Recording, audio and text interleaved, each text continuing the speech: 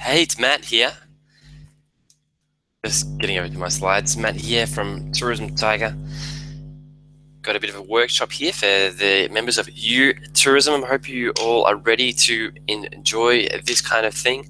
Obviously, just before we get into it, what happened to the original webinar? Well, basically, literally just as I was about to start getting ready for it, the power went down in our area and we lost internet, electricity, everything.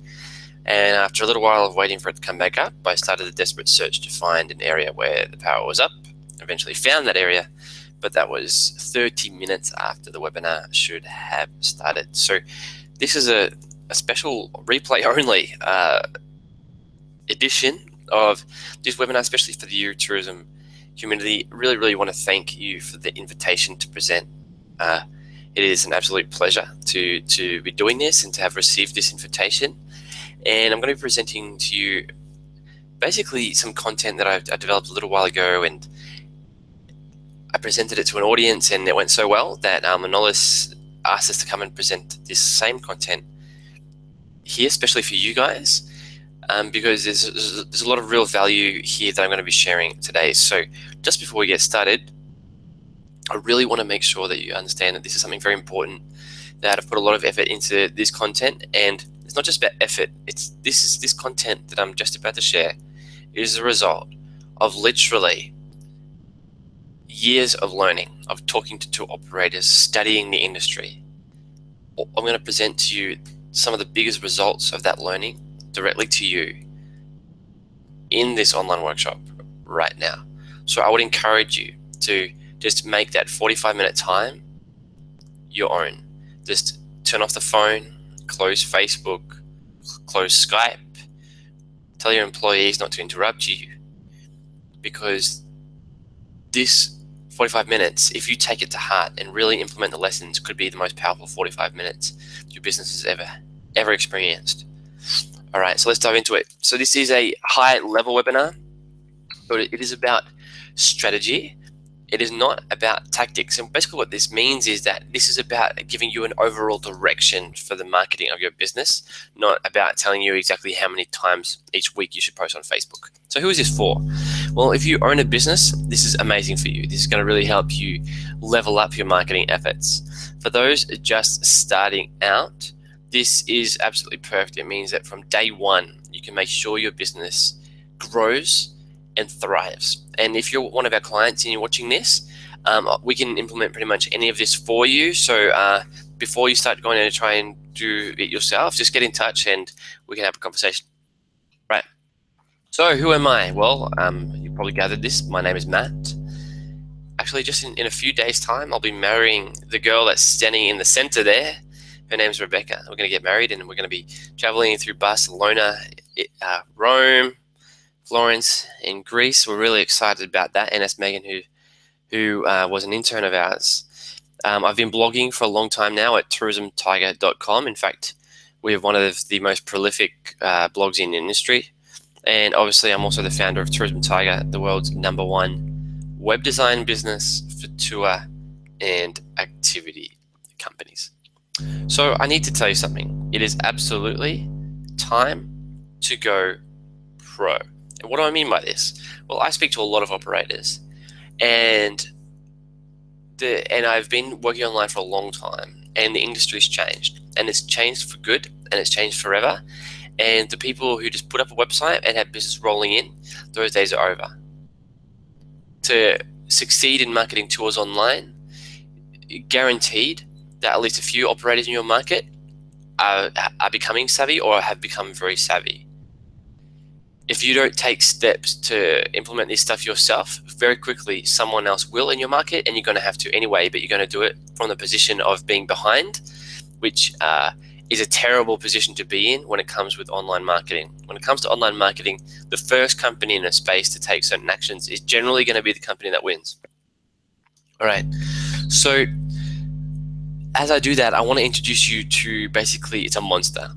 It's a monster that's holding everyone back. It's holding many tourism businesses back all around the world. Actually, it holds every single tourism business back. In fact, it is literally impossible to kill this monster, but we can negate its effect. And the monster is known as the leak. The leak, nothing takes more sales away from your business than the leak. And what do I mean by this? Well, this pipe is a representation of your sales funnel. So a sales funnel is the point that someone goes from hearing of you to being a happy client. So they may hear of us, they may visit our website, they may like our Facebook page, they may just never come back. And every single step of this process, we need to have systems and tactics implemented to make sure that people do not get lost along the way. That if they visit our website, that they come back. If you have looked at your Google Analytics even once, you would have realized that just because 100 people visit your website doesn't mean that 100 people are going to sign up for a tour. In fact, you're going to be lucky if just 2 people sign up for a tour. That's 2 out of 100 people. If all you do is go from 2 to 2.2, that's right, if all you do is increase your bookings per 100 visitors by 0.2, you increase your online business or your business's online sales by 10%. So it's a really important thing to get into consideration. So here is the funnel. It is awareness, consideration, preference, action, loyalty, and advocacy. So awareness being the first time they hear about you, maybe they see you on TripAdvisor, maybe they see you in a Google search, visit your website, then they put you in a short list, then they may take action to buy, then they love their tour and they become a loyal customer. Then after that, they enjoy their tour so much that they start sharing your tour with other people. So these are the 6. Now, as you'll see, that advocacy at the bottom actually helps us put more people into the top of our funnel again. Because the way it works is if someone leaves a positive review for us on TripAdvisor, that actually will help us drive more sales. So every single step of the funnel, let's just say I increase every single step. I increase the amount of people seeing my ads. Then I increase the amount of people who really stick to my website. Then I increase the amount of people who really get attracted by my tours, so on and so forth. It's like a rolling snowball that goes down the hill and just gets bigger and bigger and bigger. So that is why I wanted to introduce you to the concept of funnels today. So without understanding the concept of the funnel, your business will struggle to achieve liftoff.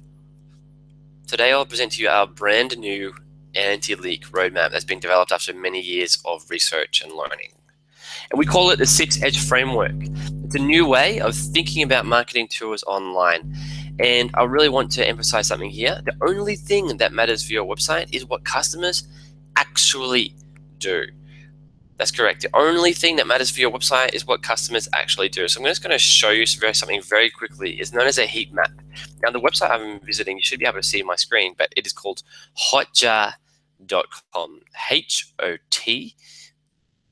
HOTJAR.com. Now, as you can see, I've logged in here to our account. I'm going to show you results of one of our customers. So we run all sorts of testing on our customer websites just to make sure that the customer websites are working, to understand what improvements are coming. Because the way our business works is that we don't just sit there and just wait for it to go out of date. We actually actively improve our customer websites without stopping.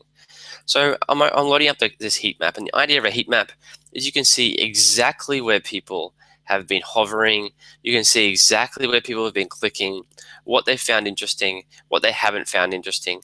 And as you can see, this content, this is a surf tour website. People have accommodation matters, food matters, but what really matters to people is they want information about the waves. It makes a lot of sense. So you'll see people clicking a lot on this surfing picture here and on this accommodation picture. So now we know that the accommodation picture matters. And this kind of tool really helps us understand where our visitors are getting lost as well. Because what it has, and this is really cool. So you have various heat maps, but also you can make recordings. So the idea of that is you literally can watch videos of your visitors navigating your website and see where they're clicking, and it becomes very obvious where people get lost, okay? So to get it, I just need to take a bit of water actually. Forgive me. Okay, so this is a company is called Fat Tire Tours. They're not a customer of ours. I wanted to show you them just so you understand that this is not just me. These are leading companies that are doing this. So fattiretours.com, these guys are crushing it. They're growing extremely fast. And a big part of that is they've been implementing all of the 6 edges that I've been talking about today. These guys have implemented them, and they've implemented them well. So I'd recommend checking that out, fattiretours.com. All right, so what's the first edge? Well, the first edge of the 6 edge framework is about your business. It's about how exciting is your product. Many years ago, when I went to in my high school, we had a business challenge. And the idea of the business challenge was that we had to find a teammate and come up with a business idea and sell that to the kids in our school. So I opened, we opened like a mini corner store, and we were selling chocolates and sweets and stuff like this. But someone else in my class, she started a mini petting zoo. So the idea was she brought in a whole bunch of animals from her family farm, and she charged kids to pat the animals and touch the animals, stuff like that. It was one of the most amazing things I've seen in my life. It was basically they made an announcement over the school audio system, and just I've never seen kids freak out to this level. Literally swarms of kids sprinting as fast as they could to get there. It was amazing. And while we were selling chocolates and that was all great and we made a couple of $100, man, to see those kids so excited, I realized, okay, selling chocolates was a good idea maybe, but nothing got those kids more excited than the petting farm. And this comes back to business as well, because as we make businesses, there's some businesses that just don't connect with people. But the reality is, everyone who comes up with a business and launches a business, everyone thinks it's a good idea. The definition of if it's a good idea or not is how many people come running.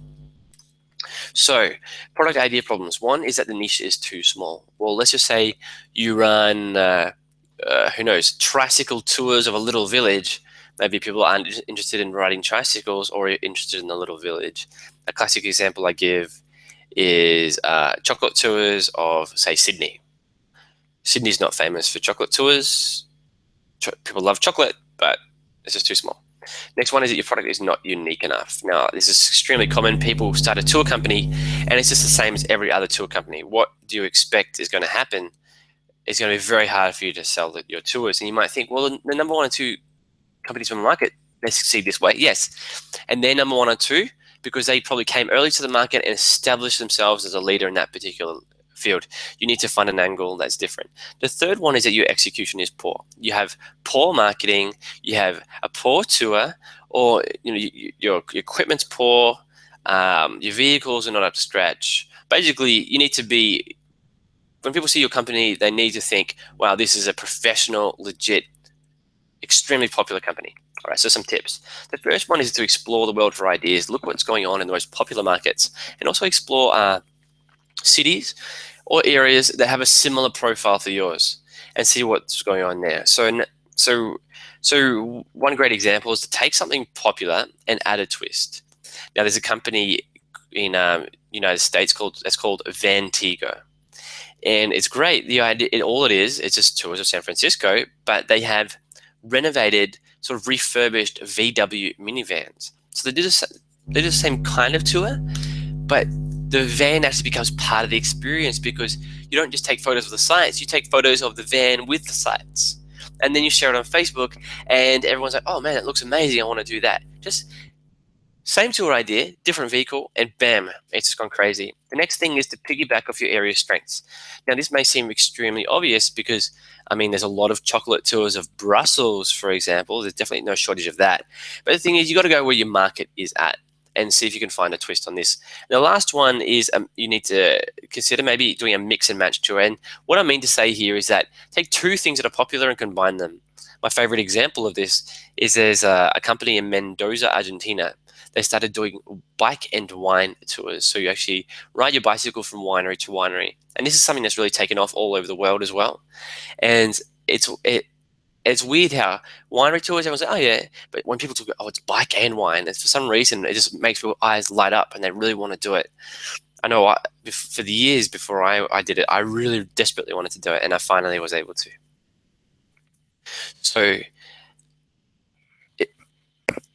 it's not just about the idea, it's about the quality of the experience, how much people can enjoy being with you, how much respect and love is shown towards them and towards what you do. So Adele Gutman, she's a famous tourism expert. She calls it the CARE model. You need to make sure your guests are cared for, appreciated, and respected at every single encounter. And that includes when they email you, that includes when they call customer service, that includes when things haven't gone right. Every single step of the way. If you not just think, if you, it's not just like, oh yeah, I'm friendly with people. It has to be a mental model that you have where you deeply care for people. Now, obviously, I'm going to say this. It's you need to be aimed to be the absolute best in your market. And this it just sounds like a generic advice, I know, but I see very few operators doing this. You want to grow your business, you want to survive, but I see very few people really taking the time every single week to improve.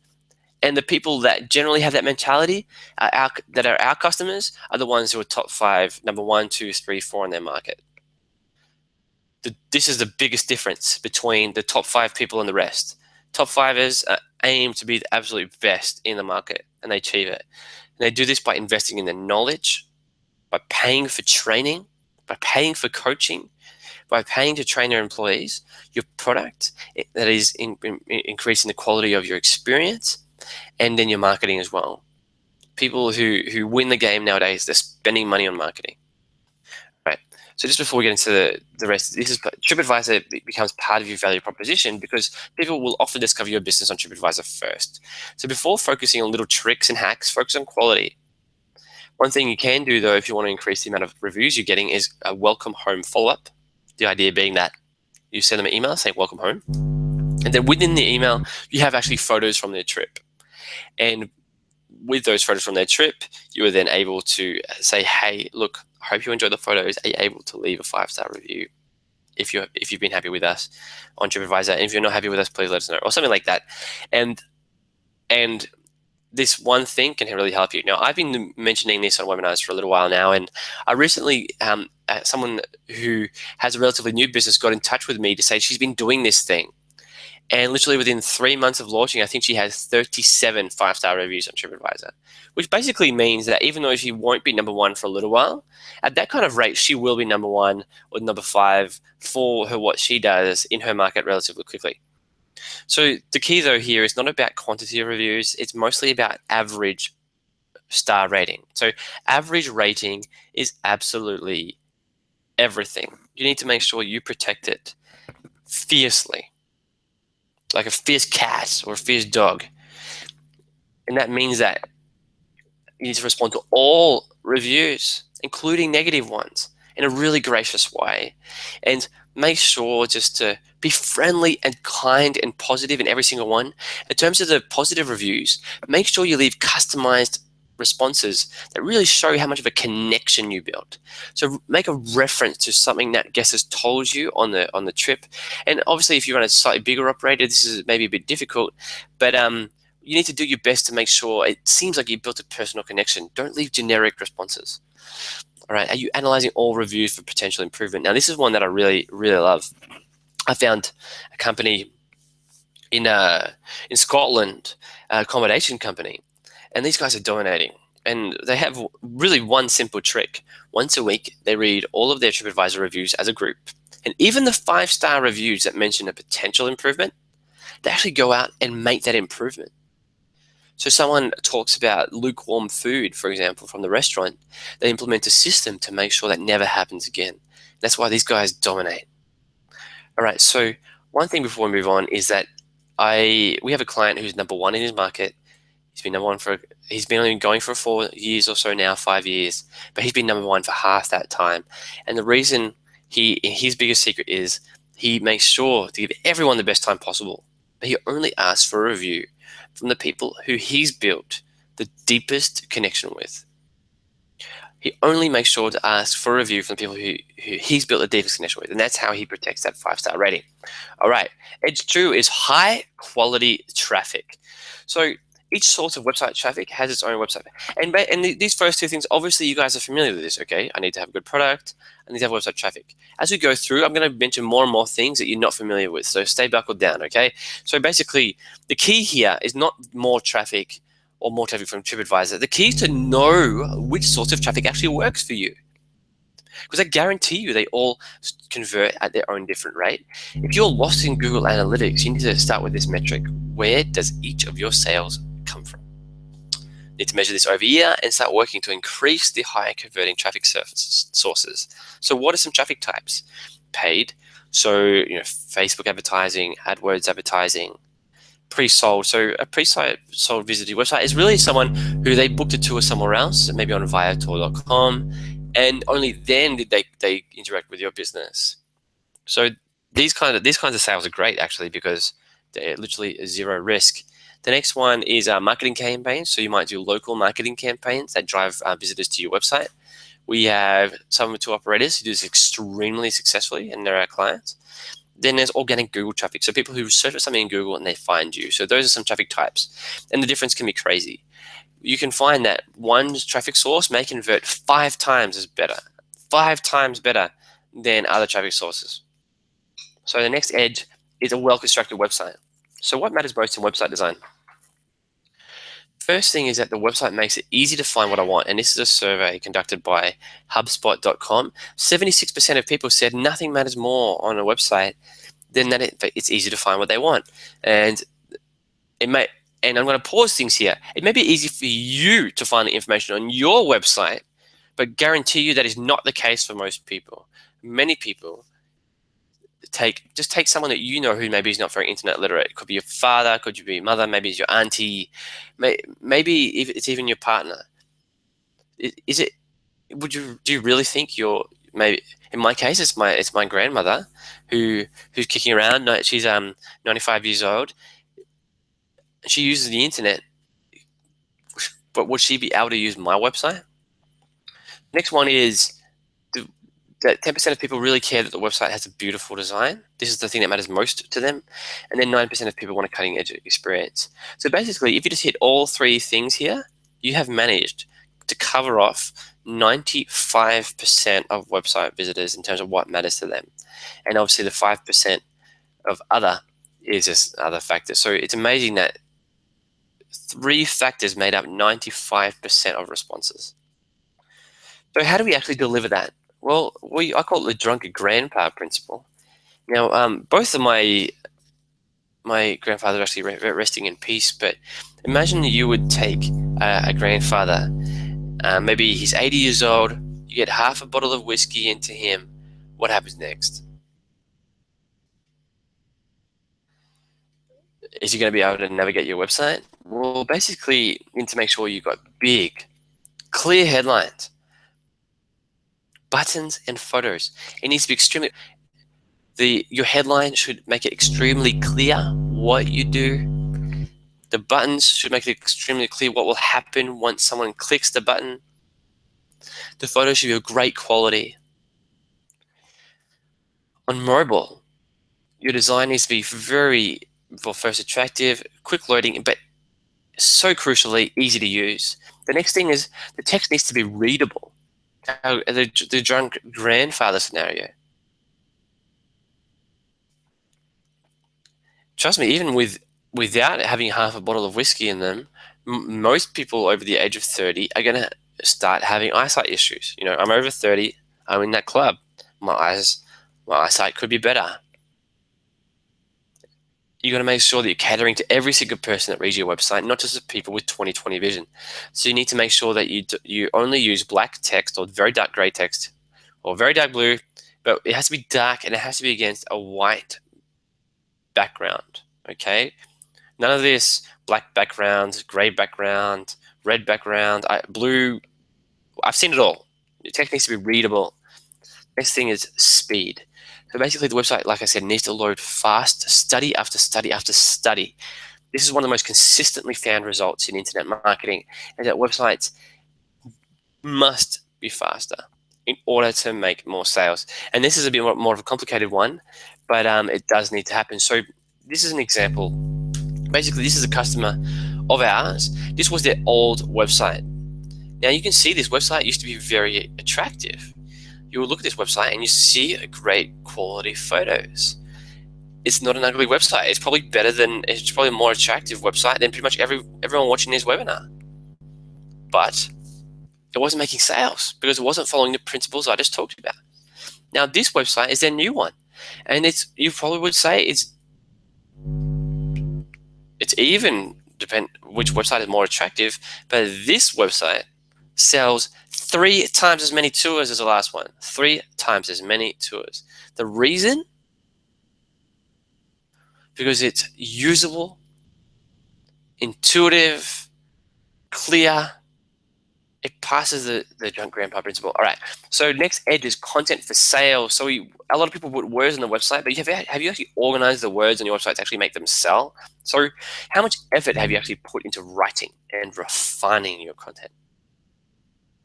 If you like tour operators, most tour operators are very little. It's structured so one can easily scan the key points. It's well written. So basically, many tour operators put itineraries in just paragraph after paragraph. No, you need to break it down into chunks using subheadlines, headlines, photos, so someone can easily scan information. If you think that someone is literally sitting down and reading every word of your content, you are kidding yourself. You need to make it so it's easy for people to find the content that they're looking for. Do you have amazing photos? Do you have video? Video helps people connect with your experience and know that photos and text cannot do. And are you dealing with FUDs? So fears, uncertainties, and doubts is what FUDs are, and this is a bit of a marketing term. Basically, all the reasons why people wouldn't come on your tour. Think about those. So some people might come on your tour, might not come on your tour because they want to go with a bigger company. Whatever the reasons are, you know those reasons. Well, I hope you know those reasons. And you need to understand, what are they? And that means you need to address them on your website. You actually need to talk about these things on your website.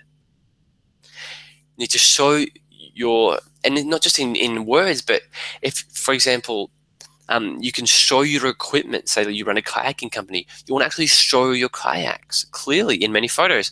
Obviously, kayaking companies do this very naturally, but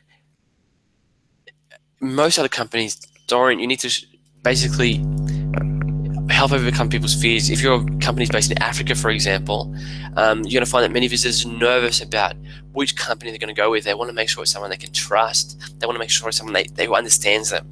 So you need to demonstrate this, and I think video is a really great way to do this.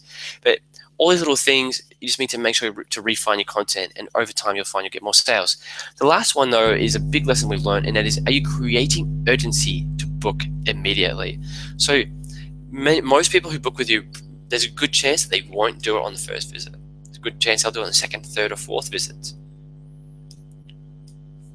However, we need to make sure we minimize the amount of visits that it takes to get a visitor to book. So we need to create urgency. You may need to take a quick breath. I'm just going to take a bit of water in. And we are going to continue. The next edge is retargeting.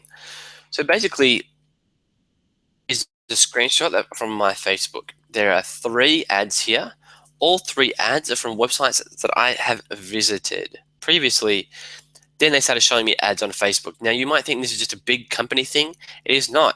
Any company can have this. It is cheap. It's not difficult to set up.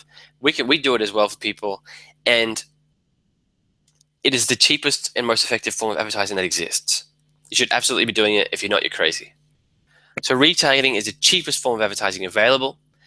But the key here is to test your ads. If you want to do retargeting, you don't want to just do one ad and leave it at that. You want to do a couple of different ads and see what happens. The next one, the last edge of the 6-edge framework, is email marketing. So email marketing, this is an example of a pop-up on a website where they're saying, download a free PDF guide of food and sites in North Beach. This is another one from a company in San Francisco. It says, get the list of Avatar's favorite restaurants in San Francisco. This is a website actually in San Francisco. So, people are interested in food. So they can download that resource, and then you can send them emails. And this is really, really important. So email marketing helps you to retain the leads. So you need to create a downloadable guide for your city. And you then follow up a stream of emails. So a balance between value, so tips and tricks for visiting your area, and offers. Offers being get a 10% discount on this tour, combine these two tours and get a 20% discount, that kind of thing. You need to make a mix. The next one is you need to respond rapidly to emails and phone calls. Very few people do this, and if you do this with a customer, it gives them the confidence to keep communicating with you. Email marketing then helps you to retain the customer. So do you have any repeatable tours? Or do you have secondary offerings? Email marketing is going to really help you to do this. So we have a customer who's based in Australia, and he has an incredibly popular tour, but he has 2 additional tours, and the only purpose of these 2 additional tours is to get people coming back. So people do a tour of one area, then he says, "Hey, did you enjoy this tour?" And people are like, "Oh yeah, we loved it." And it's just like, well, if you have more time, I actually have 2 more tours for you to come on. And he helps to do this by email marketing as well. Possible to get the client to re-up even before visiting. So we have a client in Chile, and what he does is he has a stream of emails, and one of them is that automatically after booking a tour, people get an email offering them a discount to book another tour during their stay. So the idea being that they get people to increase. So basically, you might think, well, not 100% of people would do this. Fine, but imagine if only 6% of people signed up for another tour just because they were getting emails. That would be a pretty good result, increasing your business by 6% just by changing 1 or 2 emails that you send. Email marketing is so powerful. And the next one is to impress the customer and save hassles. So if you create an automated email stream for pre and post visit, the pre-visit ones deal with the problems that people may have. So you might say important, must read, and you include a really clear guide to how to arrive to your tour, maybe a video even, that kind of thing. Need to emphasize what kind of equipment you need to bring. It can help you save the typical problems that people have when they arrive to your tour. They say, "Oh, I thought lunch was included." It's like, no, well, the description was very clear that lunch was not included. This is what you would use email marketing for, to save those problems. Post-visit, you would obviously do that thing I just talked about earlier, where you would send them an email with photos of the trip.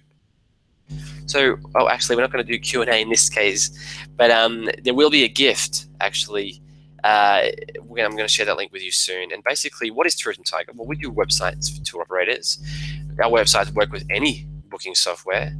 I started Tourism Tiger because you guys can tell I'm passionate about this. The passion radiates out of every single pore of my body. And I want to make sure people have effective websites and effective marketing. So this would have been a Q&A session, but if you want to get your gift and see examples of our work, go to tourismtiger.com/workshop10/. You don't need that last slash at the end, actually. If you just go to tourismtiger.com/workshop10, I'm going to visit it now.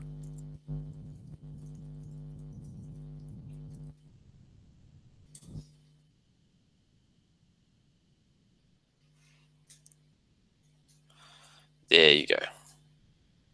So if you want to book a call with us, just click that Let's Chat button. If you want to get that free book, you can do so. And also you can join our Facebook community. We have a online Facebook community. It's a group that you can join. It's called Tour Operators United. Just click get free access and you can join us there. All right. Well, thank you so much for attending. I really have enjoyed presenting this to you. Thanks once again for the invitation to do so. I really hope to speak with you soon. Our prices are nowhere near as expensive as you may think they are. We'd love to help you. We'd love to help you in any way we can. If depending on the size of your budget, we can customize a package for you. Obviously, if you're an established, successful company, we can implement every single one of these things for you. If you're just getting started and you're a bit limited, we can still implement something. But yeah, all right. Well, amazing. I hope you enjoyed it, and hopefully we'll be talking to you soon. Where's that stop? There we go.